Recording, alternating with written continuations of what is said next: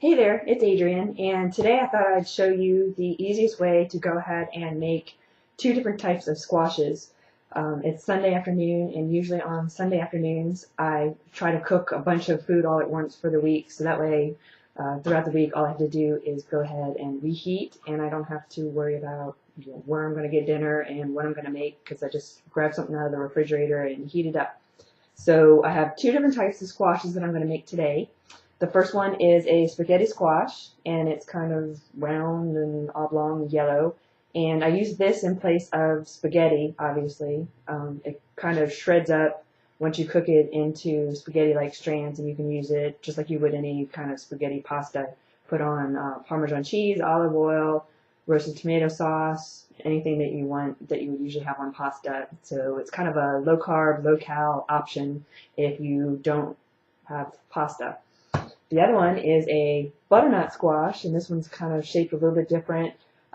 This one you can use instead of, you can use it in soups, you can use it instead of sweet potatoes, just about anything. It's pretty tasty, and again, it's relatively low carb, low calorie, so both of these squashes you can eat a ton of them and have hardly any calories. If you Google, most of the recipes out there will tell you to cut the squash in half. And I don't bother doing that, because if you've ever tried to cut a squash in half, you can pretty much guess that they're hard as rocks, and you pretty much will risk an accidental amputation if you try to cut these things in half. So I don't bother doing that at all. I cook both of them together in the oven at the same time, and what I usually do is I just go ahead and I take a regular fork and I just prick a bunch of them, just pound on it like this. And I kind of turn it and prick both sides. You want to make sure that you do prick them, because if not, the steam will build up inside and they tend to explode in the oven, which would not be a good thing. So you just prick a bunch of times on all of them. Just keep turning and pricking, turning and pricking. And what I do is I just put them together in a regular old baking dish. Just side by side, no water, no anything, no oil, just two of them together, and I will put it in an oven, 350 degrees, for about an hour. And then what I do is I take them out and I'll let them cool, and then I'll come back and I'll show you how to cut them up. So I'll be back in about an hour. Okay, so I'm back now, and it's been about an hour, and the squash has cooked. And I've let them cool a little bit, because they have to be cool enough for you to be able to handle, because otherwise you're just going to burn your hands.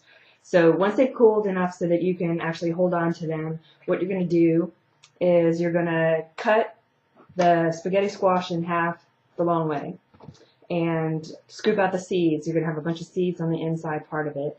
So what you're going to do is you're going to scoop out the seeds just like you would do with a pumpkin. And you're going to save the seeds if you want, because what I usually do is I roast them and I can put them on a salad or something like that. And then the spaghetti squash is pretty easy. What you're going to do is you're going to take one of the halves, and you basically are just going to go and cut it acrosswise with the fork, just like this, and it kind of makes spaghetti strands, as you can see, kind of shreds up on the inside just like spaghetti. So kind of goes like that. And what I usually do is I usually just shred up a bunch and put it into a plastic container, and that way you can toss it later when you want to with your spaghetti sauce or with your Parmesan cheese, all kinds of stuff like that, whatever toppings you want. So I won't bore you with shredding up the whole thing. What I did was, let's see, this is a pretty big container, and I have 1/2 of the spaghetti squash already shredded in here, so you can see how much this spaghetti squash is actually going to end up making. And you just do that, shred it all up. Then you do the same thing with the butternut squash, and you cut it in half the long way and scoop out the seeds. It's got a little bit of seeds in the butternut squash, not as much as in the spaghetti squash. So you scoop out the seeds and you can save them. Again, same thing. What I do is I roast them and I put them on my salad. Then you're going to take your vegetable peeler, and you're going to go ahead and scrape off the skin off the butternut squash. And I've already gone ahead and done that. So you have just basically the butternut squash with no skin on it once it peels off pretty easily. And you're just going to cut it either into slices or you can cut it into chunks. If you cut it into slices, you can go ahead and eat them that way if you want to, kind of like almost like acorn squash rounds, or you can cut them into chunks. I'm going to cut this one into chunks and eat part of it that way. You can also mash it like sweet potatoes, or you can put it in soups, you can put it in chili, you can do all kinds of stuff with butternut squash. I usually just try to eat it plain because it's pretty good. So just carve it into chunks. You can go ahead and freeze it, and you got tons of squash. And there's the kid in the background. So that's pretty much how you can do your squash. Again, I don't bother cutting them, even though almost every recipe on the internet is going to tell you cut them in half before you cook them. I don't bother. I've never had any problems with it. And I would go ahead and just not cut it because to me it's too dangerous to risk trying to cut something as hard as that.